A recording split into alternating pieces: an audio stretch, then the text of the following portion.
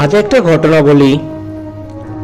একদিন এক পাখি অন্য এক পাখিকে তার ভালোবাসার কথা জানায়। পাখিটি উত্তরে বলে, এখন তো তুমি আমাকে ভালোবাসো, কিন্তু যখন আমার খারাপ সময় আসবে তখন ঠিকই তুমি উড়ে চলে যাবে। উত্তর শুনে পাখিটি খুবই ব্যথিত হয়ে পড়ে এবং আবেগী হয়ে সে তার দুটি ডানা কেটে ফেলে। তারপর সে বলে, এখন তো আমার কাছে ডানা নেই, আমি কখনো তোমাকে ছেড়ে যাব না। তারপর তারা একসাথে জীবন কাটানো শুরু করে। একদিন সবকিছু ভেঙে তুমুল ঝড় আসার সম্ভাবনা দেখে।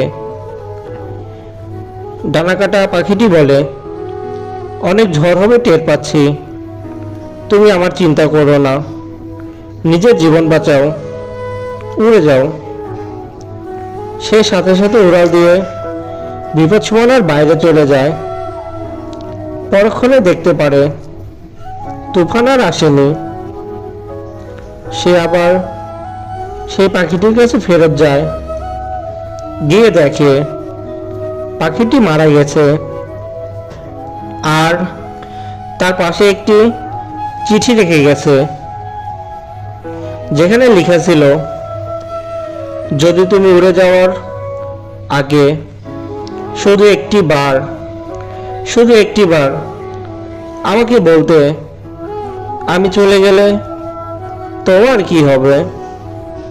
তাহলে হয়তো আমি তুফান আসার আগে কখনোই মরতাম না।